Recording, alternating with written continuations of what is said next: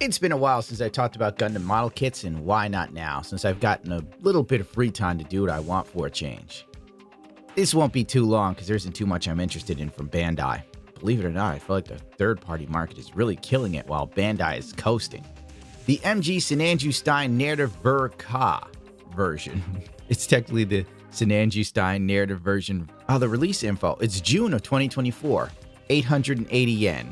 So that's like 60 bucks or so USD, judging by the yen. I think the yen is around 70 cents. I could be wrong. It fluctuates like crazy. This comes as, a welcome surprise, I guess, but a weird one, if you know what I mean.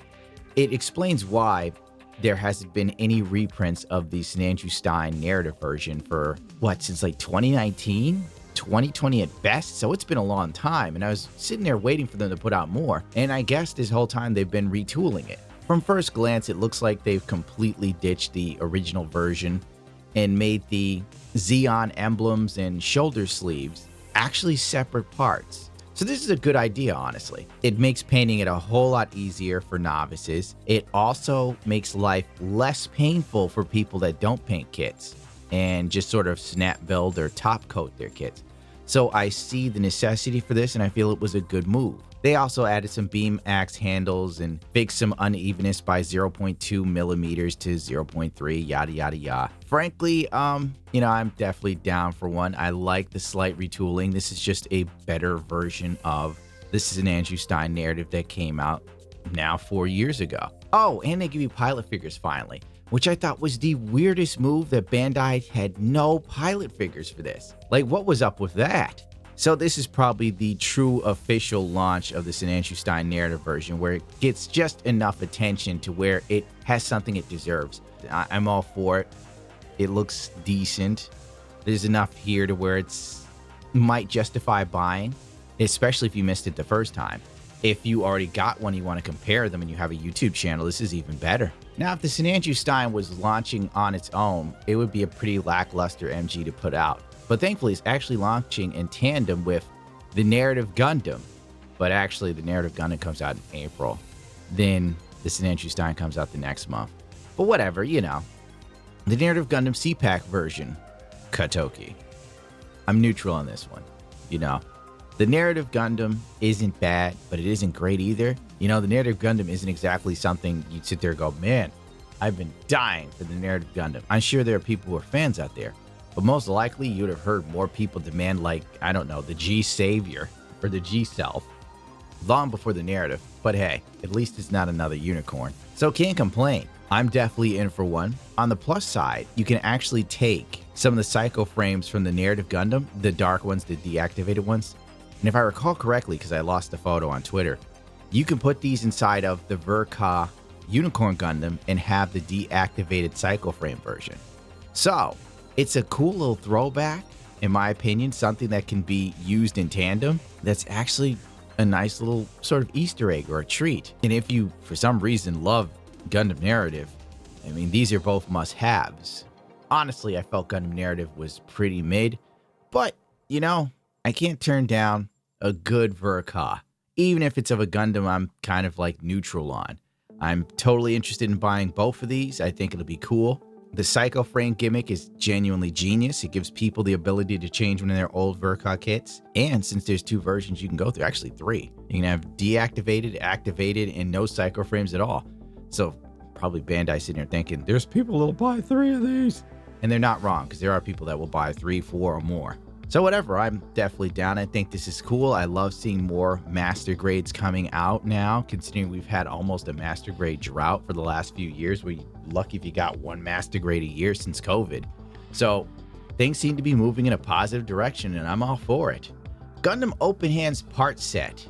Build hands rounded, and, the Federation square hands. These things, I see the appeal.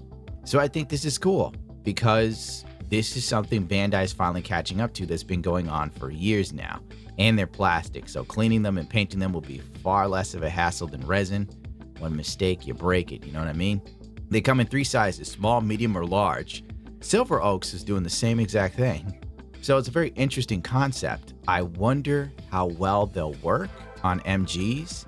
with certain weapons because, you know, the closed fists, it's a real mixed bag with fixed pose hands. Sometimes it works and sometimes the things just jiggle in the hands. But hey, we'll see, I guess. I'll buy a couple sets, or a set. I should buy a set, not a couple, because there's nothing worse than buying something and then having a whole bunch of them left over. But on the plus side, I give stuff away all the time. So, you know, they don't go to waste, really. This one's more like a personal sort of thing, but apparently P Bandai is looking to re-release the Master Grade Mark V Gundam. So we got another reissue of this. Whenever P Bandai puts out a kit and it's all new runners, it's usually a good kit. The fact that it is P Bandai is a little odd in my opinion, but whatever. You know what I'm surprised by? Bandai has yet to take this and make a silver bullet suppressor. You know, from Gundam Narrative. The anime I just said was mid, and I'm like, you know, it'd be nice if they made another Master Grade. But, you know, the silver bullet suppressor is pretty cool. The parts are here. Like, this would just be a simple retool for Bandai, much like the Sandu Stein. I just don't know why they haven't done it. But then again, it's been how many years since the Barbatos has come out, and there hasn't been any other Gundams from Iron Blood Orphans, and they literally use the same frame. But then again, on another note, I could say it's kind of odd that no like model kit makers have bothered to make 3D printable different versions of Gundams from Iron Blood Orphans. So I'm just splitting hairs here. Well, anyway, this guy's going to be back on the market. So if you've missed it somehow, here's your shot to get one. You probably have a good shot with P Bandai in America because I think scalpers have figured out that like, you know, Gundams aren't as profitable as shoes. I mean, that's the one thing I lament about the Nike X Gundam collaboration. It got all the shoe scalpers into Gundam for like a year and they just started buying up crap like crazy. And then they realized like, whoa, there's no money in this. The 1144 scale New Gundam first color version. It's another recolor of the RG New Gundam. To be real with you, like this is the third one, isn't it? And there's nothing here other than a slightly paler. It's like a pale gray instead of it being black. And there's probably some decals that are specifically for this, and that's it. It's not really impressive. It's just kind of like, really, Bandai? You put resources into this? Like, why? But then again, like I said, a lot of people don't paint, so it makes sense from the standpoint of a snap builder who just puts on the decals and then flat coats it with a aerosol spray can flat. The 1144th Destroy Gundam. I guess Bandai must have found out that third-party makers were doing one. I think it was a Hammerhead Studios are making it. Yeah. The Hammerhead Studios version looks obviously light years better and is probably bigger than this, but it also probably weighs a literal brick. So there's that, and I think it's probably like $500. Everything Hammerhead Studios does. It's cool, but it's very expensive. So yeah, this is a fantastic alternative in that respect because the third-party version is more expensive. But if you really, really like this Gundam, I'd probably get the Hammerhead Studio version. But hey, it's on the market. It's coming in March of 2024. If you are hard on for Seed, you're eating well, I guess, dude. There's so much Seed stuff coming out. And the final thing I want to talk about, because nobody needs to hear me babble on about mobile suits forever, the Metal Structure 1/60th scale Gundam Mark II AU. It's in the planning stages. So we could see this in another 2 years, sort of like Sasabe. Looks good, you know, it's a metal structure. Part of me kind of feels that there's too much development and energy going into metal structures when we could definitely use some new perfect grade Gundams, you know? Like, I like the metal structure, but they're a very premium sort of product. They're very expensive, and they're very by the numbers. I find the paint jobs to be lacking if it's at all painted, because it just looks like plastic to me. But the interior structure is metal, so at least they can stand up and hold all of their gimmicks. But it's really, like, the price point that bothers me.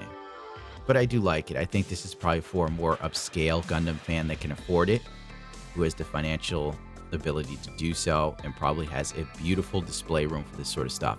From a collector's standpoint, it's sick. But on the other hand, the collector's value has diminished some. For the simple fact that Bandai is reprinting the new Gundam metal structure like 2 times. They've already got their first one going to like retailers, so etc., right? They'll get their allocation of the metal structures, which have all sold out, by the way. So if you missed it, don't even bother. But P Bandai is also going to sell their own with the fin funnels in the mix. So you get the metal structure with the fin funnel. I don't know if they're going to have new packaging for that, but you know, that's probably going to be $1,500–$1,600. And the weird thing is, if you can get it from Japan, it's actually $600. But then it comes over here, like everything you buy from overseas now. And instead of you getting it for the price that it's retailed at in the respective country, they charge you for what it costs. Then they pass on the shipping fee to you, which I feel sucks, because then they give you another shipping fee to send it to you when they have it. So it's a ridiculous kick in the groin if you know what you're looking at. But hopefully this time around with the MK2, Bandai won't make the same mistake they made with Sasabi, where they produced so few of them that they couldn't cover all the regions in the world, which made getting one even harder than the new Gundam was. Like, it was insane. So there's that, you know. If you are a lover of Gundam Zeta and you love the MK2, you'll probably dig this. I certainly hope that Tomasi Nations, who I think is making this, do individual fingers, because the new Gundam fingers suck. And for this price, the hand should be not only fully articulate, but immaculate. They should be incredible for the price. But maybe I'm just splitting hairs. Well, that should do it for me. More Gundam videos coming up soon. I'm sorry that they are slow. And as always, do great things.